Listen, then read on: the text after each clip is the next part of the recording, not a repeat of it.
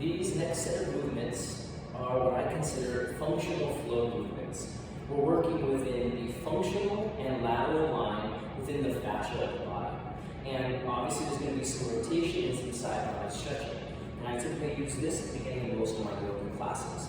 I'm taking a wide stance, toes pointed forward, pressing through the outer edges of your feet, arches gently lifting. I like to pull the toes up and get them to spread. There's an inner thigh connection here. I'm going to shift my pelvis back, give it a little tuck, and then reach both arms up. Now from here, I'm concentrating on pulling the lower ribs in, always engaging transverse abdominis, as well as my pecs and my lats with the serratus anterior. So instead of having the arms like that, I'm going to take the hands and wrap them forward, holding this block, and you can see with my shoulder blades, they spread, wrap, and then engage. And that keeps us in a really strong, stable space. And it allows the shoulder blades to rest across the rib cage as the shoulder blades are meant to do because of the natural curvature of the shoulder blade. Now we'll get into these movements again to the lateral rotation. So we'll start by reaching up, and we'll start with a very basic twisting flow. As I exhale, I fold forward, bringing the hands down to the ground. Now, as I bend into my right knee, right hand stays down below the shoulder, and I inhale, rotating the torso, the chest to the left, and then my arm follows where it goes. Now, my shoulder blade stays connected to my rib cage instead of pulling back and pinching behind me. So the twist is really coming from the torso, from the core, from the obliques. And then as I exhale, I'll slowly bend into both knees, plant the right hand down, and melt toward the ground. Bending left knee, right arm begins to reach outward, and I rotate through my torso, through my chest, into the twist. And then the exhale breath brings it back down. And you can go 2 straight legs as you fold, and then bend the right knee, inhale, rotation, open, exhale, coming down. Again, inhale, breath, keeping the hips back, exhale, hand to the mat. Rotating through your core, rotating from the chest, from the heart center, and from the obliques, and then exhaling, coming down, releasing.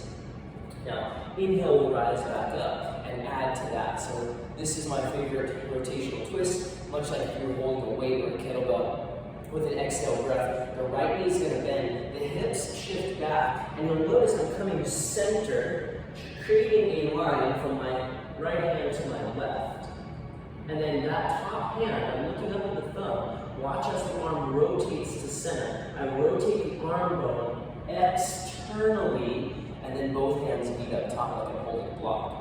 Keeping the ribs pulled in nice and tight, I'll bend the left knee and start to descend. And I don't lean to the side, I sit the hips back and reach down to the middle. And I'm really sitting back into the bending hip, gazing up at the top hand. Watch as the arm bone rotates, what seems to be inwardly, but it's external rotation. Inhale, rising up, holding that block up top. Exhaling, descend, right knee bends, gaze goes up like I'm holding a kettlebell, and I'm pushing it to the sky, meeting it center as I rise.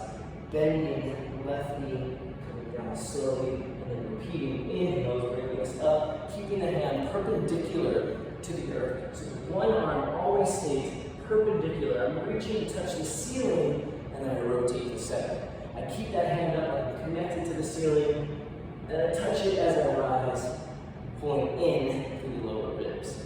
And then the third piece, side body stretching. I'll typically start with the side body stretch, right and left, and then get into the flow. It's a wave-like flow. Same thing, bottom ribs are pulling in, holding that block over top. And I'm imagining I'm taking that block and I'm lifting it up, and as far over to the side as I can get. And once I find my edge, then my hand comes down for the stretch. Bottom shoulder, moving back, staying engaged to the transverse abs. And I'm rotating that top arm externally, although palm is facing down, and it's tricep toward the cheek. And I can just see it over my right arm. I'll come through center, grabbing the block, and then rising using the core and inner thighs.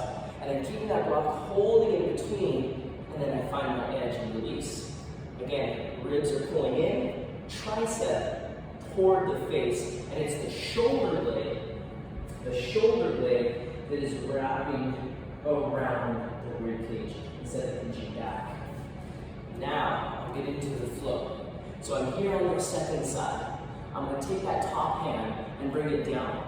And as it comes around, it's just grazing across the mat. And then my other hand is going to follow that as I come up. This hand goes to the thigh, and then I come into that side stretch, pulling in through the ribs, finding a gentle extension of the spine, and pulling it super tight, rounding out the back, using the lat, grazing the hand across the mat.